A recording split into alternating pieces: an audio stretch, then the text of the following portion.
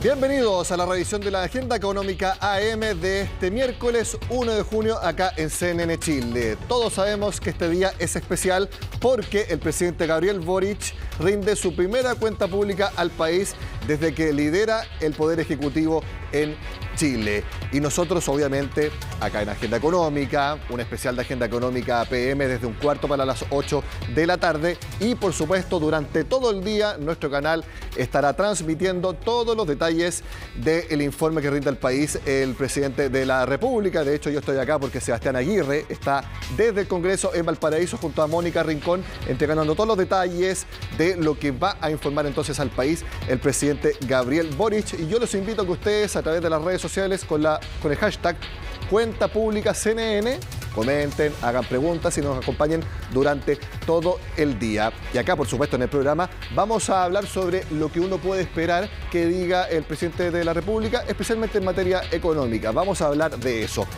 Y además, esta agenda económica, si ya de por sí tiene mucha información con ese tema, también cuando esté terminando el programa a las 8:30 de la mañana, conoceremos el IMASEC de abril que publique el Banco Central. Les traeremos la información en el minuto en que se publique y además les contaremos ahora cuáles son las expectativas que hay para esa cifra. Sigue el proceso de desaceleración, ya vamos a entrar en ello. Pero ahora desarrollamos el primer tema que les queremos contar, que es el Fondo de Estabilización del Precio de los Combustibles, el famoso MEPCO, que en solamente un año, no, incluso menos de un año, yo diría que en 3 meses, pasó de tener 750 millones de dólares de fondo a 3.000 millones de dólares, si es que se aprueba el proyecto de ley que ingresó este martes el Congreso. No es la única novedad que se haya cuadruplicado los fondos para así contener las alzas en los precios de la gasolina. Ahora, si se aprueba el proyecto, el tope de alza semanal ya no será de 6,8 pesos como ha sucedido prácticamente en los últimos 2 años. El alza semanal ahora sería de 12 pesos por litro. ¿Para qué? Para que el fondo dure más y no se tengan que inyectar nuevamente recursos si una vez más se queda corto. Hablando por teléfono y saludando, llegó el ministro Mario Marcel a la Comisión de Hacienda de la Cámara de Diputados. Es que cumplieron con lo prometido la semana pasada. Ingresaron el proyecto que busca inyectar 1.500 millones de dólares al mecanismo de estabilización de los precios de los combustibles. Aumentos de mayor magnitud va a permitir un ajuste algo mayor en los precios domésticos, de tal manera de que este sistema no absorba un volumen tan grande de impuesto negativo de subsidio. La comisión aprobó la iniciativa que busca evitar alzas de más de 400 pesos, pero que también establece que el aumento semanal ya no se acote a 6,8 pesos por litro, sino que puedan llegar a un promedio de 12, algo que por supuesto sentiría directamente cada conductor. Bueno, al bolsillo se afecta, amigo, la verdad, y no soy el único, puede ser muchos transportistas, incluso choferes que están en la calle. Utilizaba 5.000 pesos, cada 2 días me duraba, ahora solamente un día 5.000 pesos. La gasolina sí ha subido y demasiado, más bien diría yo que una locura. No entiendo por qué sube tanto. En concreto, el proyecto busca reemplazar la frase 0,12 UTM por metro cúbico por 0,8% del promedio de las últimas 2 semanas del precio de la gasolina de 93 octanos. Si los precios base de la gasolina de 93 en 2 semanas promedio son más altos, por lo tanto, aplicando ese 0,8% de esa variación, serían más altos inclusive a los 12 pesos. Con el objetivo de que se acelere el traspaso de los precios internacionales al mercado interno, se reflejen más rápido y por otra parte se utilicen menos recursos del MEPCO. Y a pesar que la idea se aprobó por 11 votos a favor y 1 en contra, este cambio al mecanismo de estabilización del precio de los combustibles no dejó a todos conformes. De alguna manera el público, los consumidores van a tener que empezar a asumir esta alza del costo del combustible. Y en ese sentido creo que es muy importante que las chilenas y chilenos comiencen a cambiar los hábitos de consumo de combustible. Y eso significa que va a aumentar la inflación, va a aumentar el peso, el costo a mí de mi bolsillo, y el médico no va a ayudar fuertemente a contener, sino que al fin va a soltar un poco y se va a pagar mayor cantidad. Este proyecto, que duplica lo ya inyectado al MEPCO a principio de año, seguirá su tramitación este lunes en la Cámara de Diputados. Si después es ratificado por el Senado, regirá a partir del 1 de junio de forma retroactiva.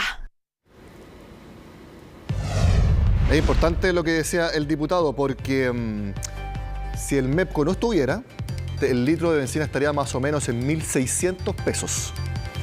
Y esto va a seguir subiendo. Por lo tanto, vamos a tener que acostumbrarnos a un precio de la bencina muy caro, porque Chile es netamente importador. No tenemos nada que hacer al respecto, así que vamos a tener que acostumbrarnos lamentablemente. Bueno, yo les decía que en unos 24 minutos más el Banco Central va a publicar el IMASEC de abril. Y ya el mercado ha hecho sus proyecciones en base a los siguientes números que les voy a mostrar de la producción industrial. Los publicó ayer el Instituto Nacional de Estadísticas y estos son los resultados.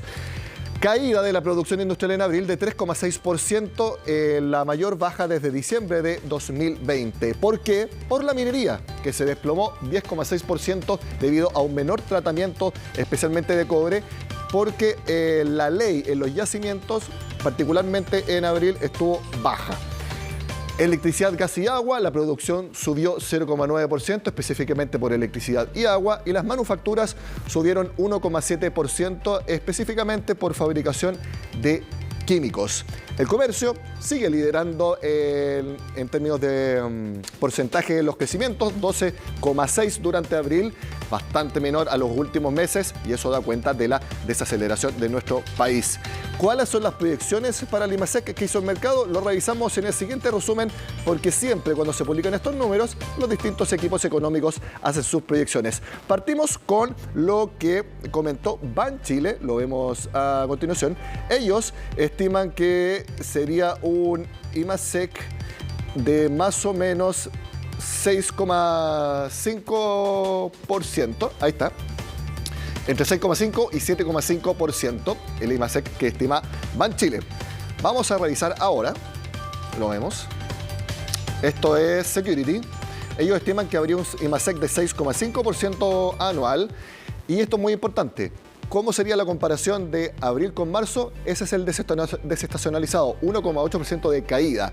Ese indicador es el que nos dice que estamos en desaceleración, de que un mes la actividad es menor que el mes anterior. Eso es lo que significa que caiga 1,8% la serie desestacionalizada, que es distinta al anual, siempre se lo hemos dicho acá en el programa. ¿Cuál vamos a revisar ahora? Santander. Ellos estiman que este mismo indicador desestacionalizado, es decir, abril con marzo, muestra una baja de 0,7%. ¿Cuánto creen que sería el anual que conoceremos en un rato? 7,9% de avance. Y ellos señalan que a partir de mayo las bases siguen siendo más exigentes. Un dato es concreto. Chile va a tener contracción económica. Los IMASEC anual, ya los desestacionalizados son negativos, se están cayendo. Los anuales pronto van a empezar a caer y vamos, lo más probable, a entrar en una recesión técnica. Eso es algo que va a pasar debido a que las bases de comparación son demasiado exigentes. Finalmente vemos Copeuch. Ellos proyectan que el IMASEC anual son los más optimistas. Creen que va a ser de 9% en un rato más. Ellos creen que lo que ha pasado en los primeros 4 meses del año es un aterrizaje que está siendo suave en cuanto a la desaceleración, pero ellos también creen que estos números van a cambiar en los próximos meses. Como les decía entonces, a las 8:30 les vamos a contar apenas salga el IMASEC del Banco Central, justo al final de Agenda Económica AM. Les cuento que el IPSA tuvo un excelente mayo. Lo vamos a ver ahora en el titular, porque subió 15,5% durante el mes que acaba de terminar. Según una información que publicó el Mercurio, hoy es la segunda bolsa de mejor rendimiento en todo el mundo, apenas superada por la del Líbano. Así de bueno estuvo mayo para la bolsa de Santiago. Y no fue el único indicador que muestra algo positivo para la economía nacional. El IPSA, de hecho, subió mucho porque SQM, que es la empresa con mayor peso en sus acciones dentro del IPSA, subió mucho también, les hemos contado también acá en el programa. Eso arrastró a todo el IPSA al alza. Bueno, eso por el lado de las acciones. Lo vemos, el dólar también tuvo un buen mayo en sentido para los chilenos. Cayó 36 pesos y cerró en 824 ayer. Eso también es bueno porque demuestra fortaleza del peso chileno en comparación al dólar. Cada vez que se fortalece la moneda local de un país respecto al dólar, significa que su actividad está mejor. Ahora, sí, no es que la actividad chilena esté realmente mejor a últimos meses, por algo hay desaceleración. Aquí también influye mucho el alza en la tasa de interés que ha aplicado el Banco Central. Pero obviamente importan los factores. Pero la combinación de ambos, que el IPSA suba y el dólar cae, siempre es algo positivo para nuestra economía y eso fue lo que sucedió durante mayo. Ahora vamos a hablar de expectativas. Primero con las expectativas empresariales, que disminuyeron a su menor nivel en 23 meses por dos factores en particular. Esto lo publicó hoy el diario El Mercurio y es el índice llamado IMSE que publica ICARE junto a la Universidad Adolfo Ibáñez. Aquí lo vemos. Esta es la página de Economía y Negocios del Mercurio, donde señalan que se llegó a un nivel de 46,48 puntos, el menor en 23 meses, 2 años, para redondear. ¿Y cuáles son las razones? El apartado que más cayó en confianza fue la construcción. ¿Por qué? La gente está comprando menos departamentos. ¿Por qué? Porque las tasas hipotecarias están más altas. Simple lógica. De hecho, también hay una información hoy día en La Tercera que habla de que en el Gran Santiago está el mayor nivel, creo que histórico, de oferta de departamentos para poder comprar. Si no me falla la memoria, son unos... No voy a decir el número porque no quiero dar una información incorrecta, pero sí de que el mayor stock disponible de departamentos para el Gran Santiago en la historia. Bueno, ¿por qué hay tanto stock? Porque la gente ha dejado de comprar porque las tasas hipotecarias están más altas. Una lógica bastante simple. Y además puede haber una desaceleración más fuerte. Ya se ha dicho que el desempleo puede empezar a subir porque la creación de empleos nuevos se está desacelerando también. Son muchos factores que hablan entonces de que la gente esté comprando menos departamentos. Entonces, eso lleva a que la confianza en la construcción sea lo que más haya bajado y haya llevado a la confianza empresarial en su conjunto a su menor nivel en 23 meses. También el informe señala que la inflación, que está persistentemente subiendo, es otro factor muy importante para este resultado.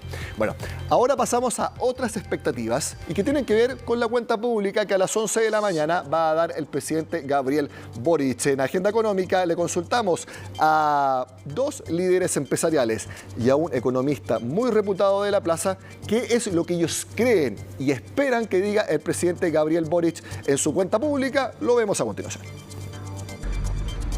Nuestro país se enfrenta a una sociedad dividida, sin paz social, con un problema relevante de una economía estancada, con una inflación que crece como nunca la habíamos visto en estas décadas. Espero que en su discurso el presidente Boric dé señales claras en contra de la violencia delictual y política, dé señales claras de tener una agenda que nos permita volver a tener una economía creciente, con posibilidades de empleos sustentables, con posibilidades de volver a invertir, que eso nos permita, por lo tanto, un país con oportunidades crecientes para todos. En materia económica, dada la inminente desaceleración que estamos viviendo, junto a fuertes presiones inflacionarias, es de suma urgencia dar claridad, eliminar desconfianzas, bajar expectativas y proponer medidas pro crecimiento enfocadas sobre todo en la recuperación de la inversión y del empleo formal.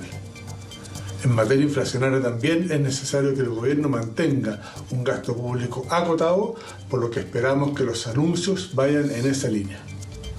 En materia de reformas, sin duda, ¿no es cierto?, hay dos que son de carácter emblemático desde el punto de vista de la economía. Uno tiene que ver con la reforma en materia tributaria. Va a ser entregada una propuesta en junio, aun cuando ya se han entregado algunos lineamientos con propuestas que probablemente van a apuntar a incrementar el impuesto a las personas, la definición de un impuesto al patrimonio y también, ¿no es cierto?, algunos otros cambios que tienen que ver con una mayor facultad de parte del Servicio de Impuestos Internos, de manera tal de ir reduciendo la evasión y al mismo tiempo considerar también un impuesto al royalty minero algo mayor del que ha habido, ¿no es cierto?, hasta ahora. Son las 8 de la mañana con 15 minutos. Precisamente al regreso acá en Agenda Económica seguiremos analizando qué es lo que podríamos escuchar este miércoles en la primera cuenta pública del presidente Gabriel Boric y por supuesto también les tendremos cuál fue el IMASEC de abril. Todo el regreso acá en Agenda Económica.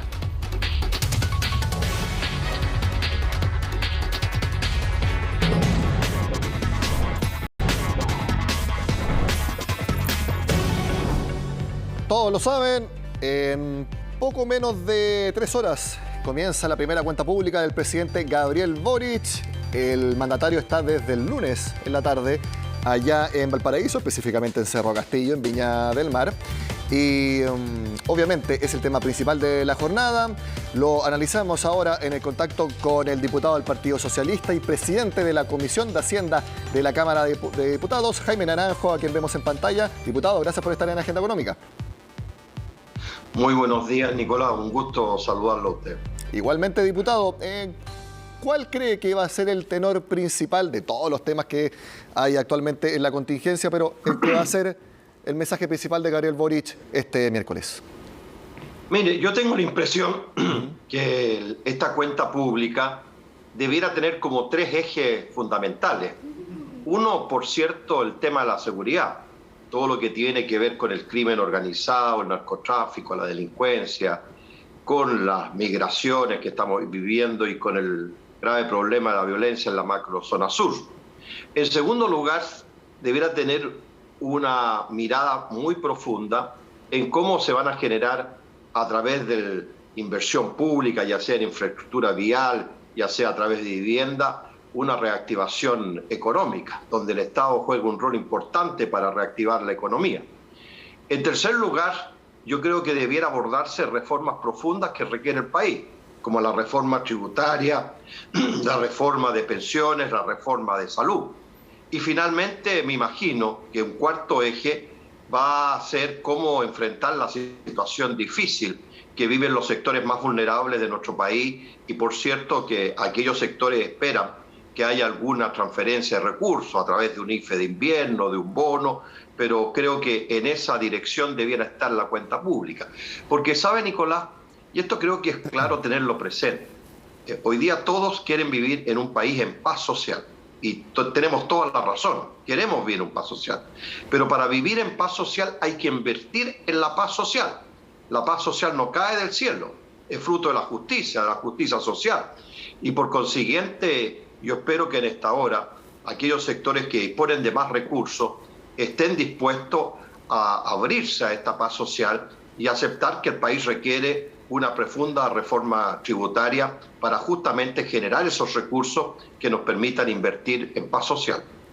Vayamos directamente a ese tema entonces, diputado, porque usted, a ser del oficialismo y más encima presidente de la Comisión de Hacienda, participa de los tradicionales almuerzos que tienen todos los ministros de Hacienda con parlamentarios de su sector político.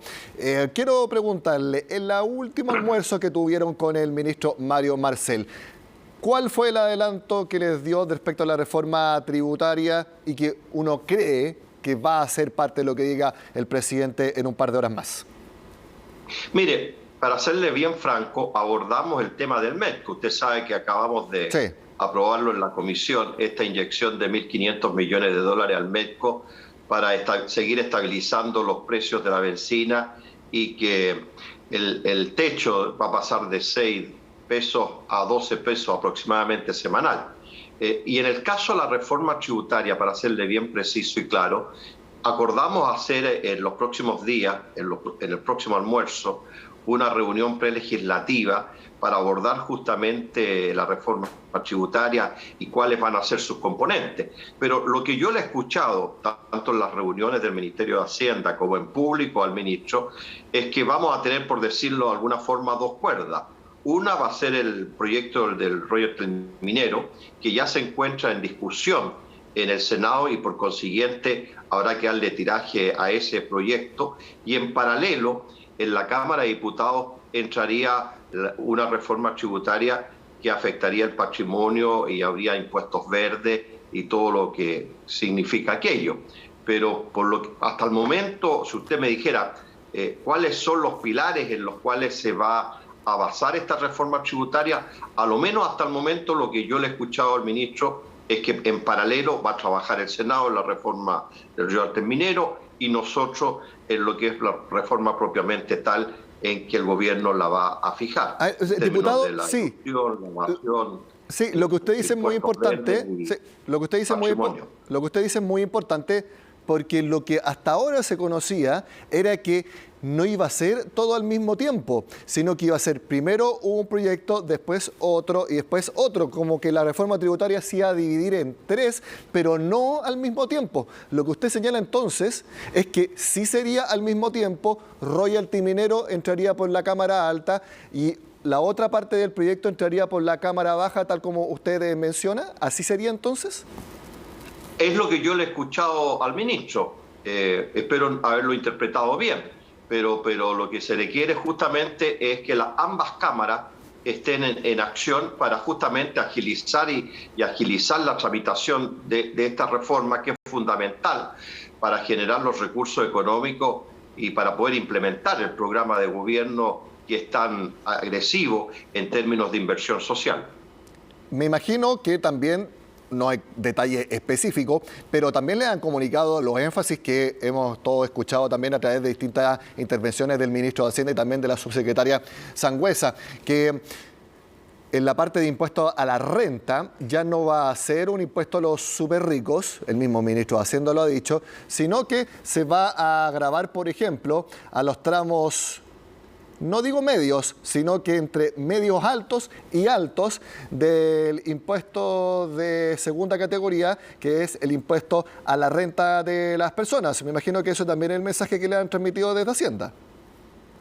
Mire, no tan claro como usted lo está señalando, pero por cierto que el denominado impuesto a los súper ricos, yo no sé cómo va a entrar en este plato.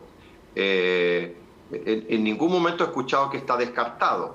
Ahora, puede ser que sufra algún tipo de modificaciones, pero lo importante aquí es que hay que agilizar esta reforma tributaria, el compromiso del ministro e ingresarla antes del 30 de junio, de tal manera de que ya en julio comencemos a trabajar fuertemente en ella, porque creo que es una reforma que es clave para la gestión del gobierno y también para tranquilizar a los diversos agentes económicos en relación a en qué va a consistir básicamente, porque el país necesita inversión, principalmente inversión que genere paz social, y por tanto creo que esa reforma tributaria tiene que ser una reforma, y en buena hora lo ha hecho así el gobierno, ha escuchado a los distintos actores sociales, ha preguntado la opinión, entonces nadie puede decir que no ha sido escuchada su voz. Ahora, por cierto, habrá cosas que a algunos les gustará, a otros no, como todas las reformas tributarias. Pero que es urgente abordar la reforma tributaria, es urgente, y yo creo que el presidente hoy día, en un rato más, le va a poner mucho énfasis a ella. Sí, y por lo que usted también dijo hace un rato, de que acordaron para el próximo lunes, en el almuerzo con el ministro de Hacienda, ya empezar a ver la técnica prelegislativa. Por lo tanto, eso es un dato claro de que ahora, en un par de horas más, el presidente Gabriel Boric va a dar los énfasis ya concretos de la reforma tributaria.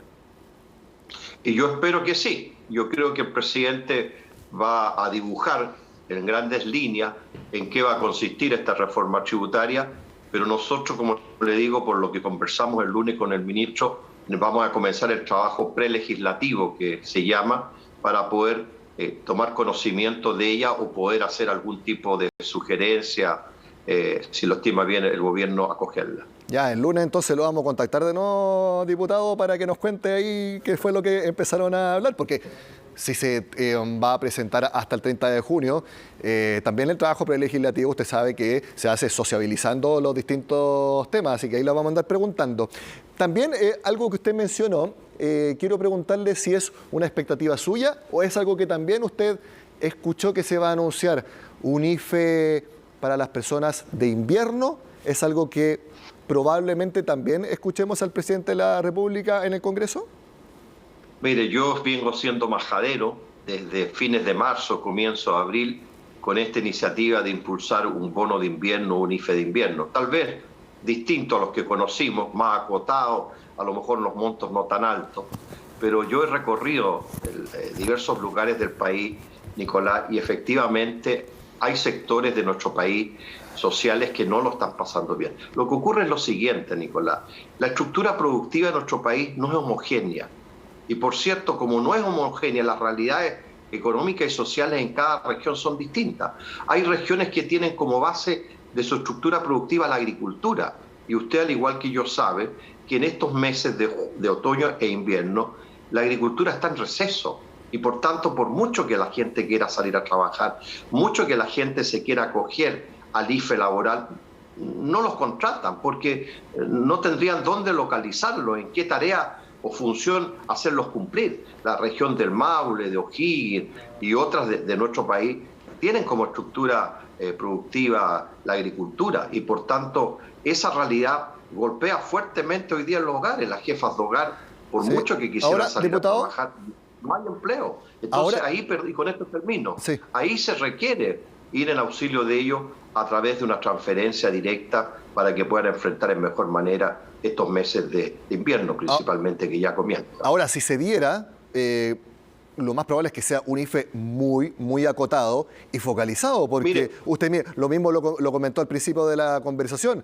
Ya el MEPCO se le inyectaron, ya tiene 4 veces los recursos que estaban estimados en la ley de presupuesto. Se pasó de 750 millones allá, si es que se aprueba el proyecto de ley, a tener 3.000 millones. O sea, ya ahí hay 2.250 millones de dólares menos que el gobierno podría haber destinado a otras cosas, por ejemplo, a gastos sociales. Entonces, si se hace un IFE de invierno, como usted menciona que puede suceder, sería muy acotado porque ya hay esa cantidad enorme menos de recursos.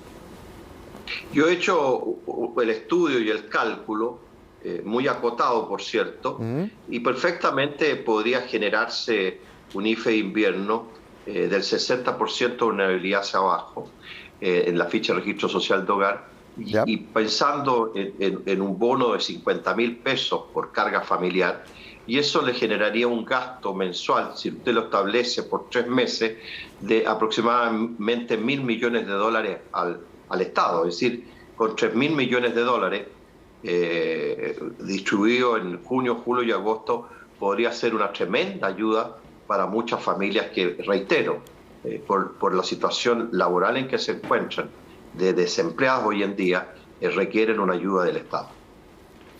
Diputado del Partido Socialista y presidente de la Comisión de Hacienda, Jaime Naranjo, muchas gracias por estar con nosotros en Agenda Económica, y vamos a estar muy atentos a la cuenta pública, y también, como le decía, el próximo lunes vamos a estar conversando entonces con lo que usted nos cuente, si es que se da precisamente esa cita prelegislativa de la reforma tributaria con el ministro de Hacienda. Muchas gracias por estar esta mañana con nosotros, diputado.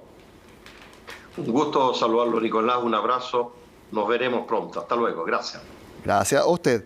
Yo les cuento, amigos, que acá en el equipo de Agenda Económica estamos haciendo F5 todo el rato a la página web del Banco Central, que lamentablemente siempre se colapsa a estos momentos cuando tiene que publicar el IMASEC. En eso estoy en estos momentos. No crean que estoy viendo cualquier página web. Estoy aquí refrescando la página web del Banco Central. Me acaban de decir, IMASEC de 6,9% anual en abril. Ahí lo teníamos, ¿ven? Yo le estaba diciendo que estábamos haciendo F5 todo el rato en la página web del Banco Central. La leemos a continuación. IMASEC de abril creció 6,9%. Esto es en la parte baja de las estimaciones de mercado, que recordemos estaban entre 6,5% y 9%. Según lo que publica el Banco Central, el aumento del IMASEC, nuevamente liderado por servicios. Nuevamente liderado por servicios, el IMASEC de abril.